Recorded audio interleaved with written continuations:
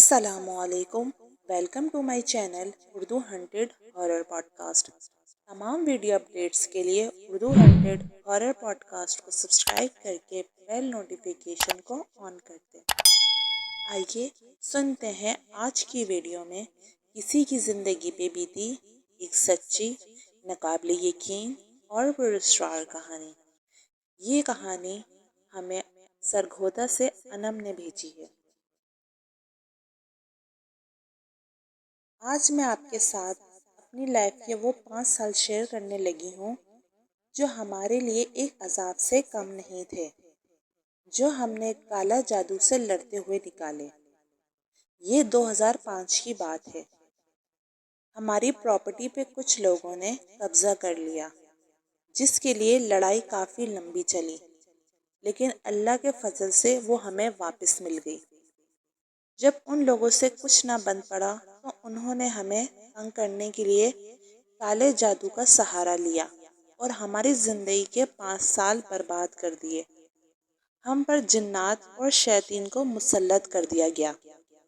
شروع میں تو یہ ہوتا تھا کہ ہماری چھوٹی چھوٹی چیزیں غائب ہونے لگیں، کبھی کھانے پینے کی چیزیں، کبھی کپڑے، ایون پورے سوٹ الماری سے غائب ہو جاتے اور پھر کبھی نہ ملتے۔ پھر ہمارے گھر کے برتن کبھی اسٹور کی سب سے اوپر پیٹیوں پہ، کبھی چھت پہ، کبھی باہر درختوں پہ لٹکے ہوئے ملتے۔ پھر اچانک سے پیسے اور زیورات غائب ہونے لگے۔ ہم نے بہت پڑھائی کروائی، تعویذ، عالم، وظائف سب کیے، پر کسی چیز سے کوئی فرق نہیں پڑتا تھا۔ اس کے بعد ہمارے گھر میں آگ لگنا شروع ہو گئی۔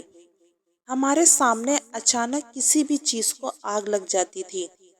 ہمارے گھر کے سارے پردے، ہمارے کپڑے، ہمارا فرنیچر، کارپیٹ سب جل گیا۔ اچانک شعلہ بھڑکتا تھا اور وہ آگ اس قدر تیز ہوتی کہ اس کے آس پاس جانا بھی ممکن نہیں ہوتا تھا۔ ہم خوف کے مارے سو نہیں پاتے تھے، اور جب سوتے تو ہمارے پورے کپڑوں میں سوئیاں پروئی ہوئی ملتی۔ ہمارے بستر پر بلیڈز اور سوئیوں کے ڈھیر ہوتے تھے۔ پھر ہمارے گھر میں خون آنا شروع ہو گیا۔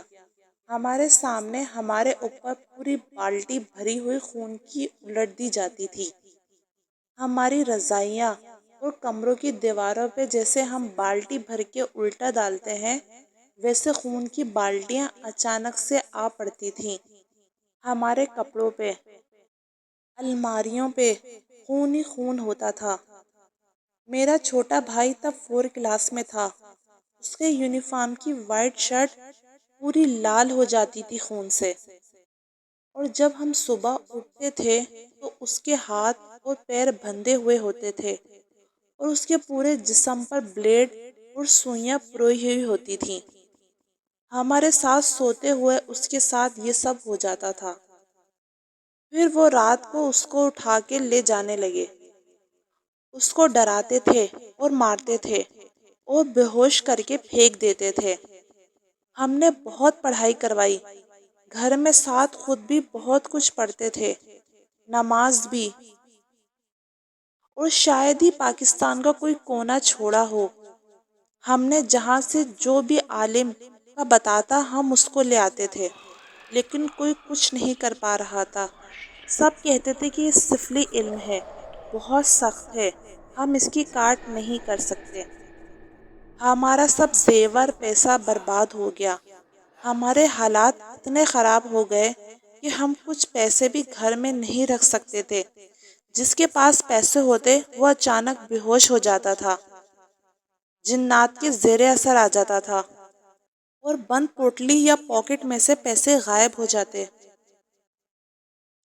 پھر ان کے لکھے لیٹرز ہمارے پاس گرنے لگے۔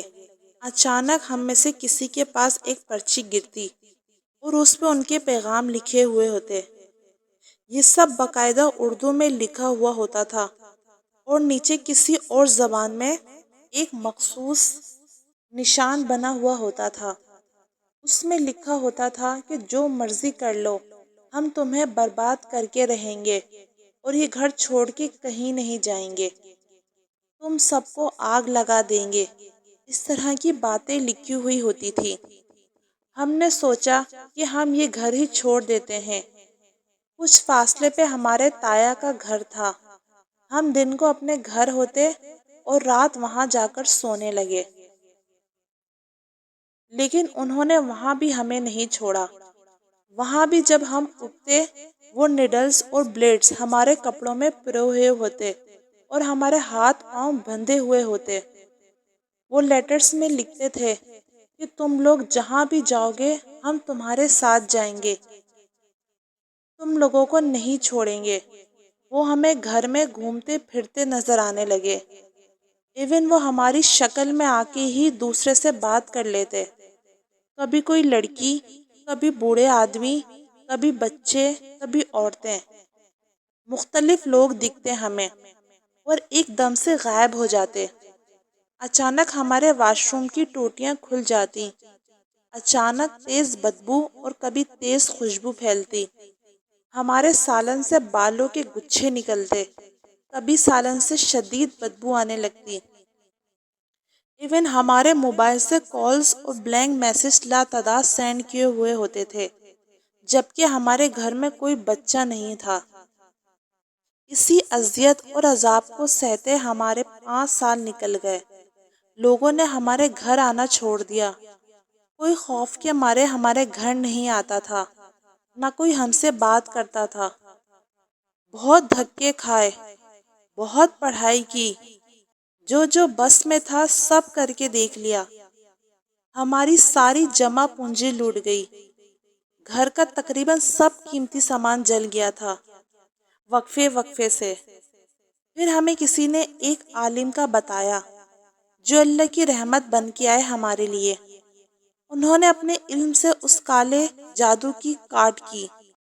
انہوں نے 1 سال تک ہمارے گھر میں وظائف اور پڑھائی اور مختلف چلے کیے، کیلیں ٹھوکی اور بہت کچھ کیا، لیکن ان کے ذریعے سے اللہ نے ہمیں اس عذاب سے نکالا، اور ہم ابھی بھی اسی گھر میں رہتے ہیں، اور وہ خوفناک یادیں ہمارے دل اور دماغ سے اب تک چپکی ہوئی ہیں۔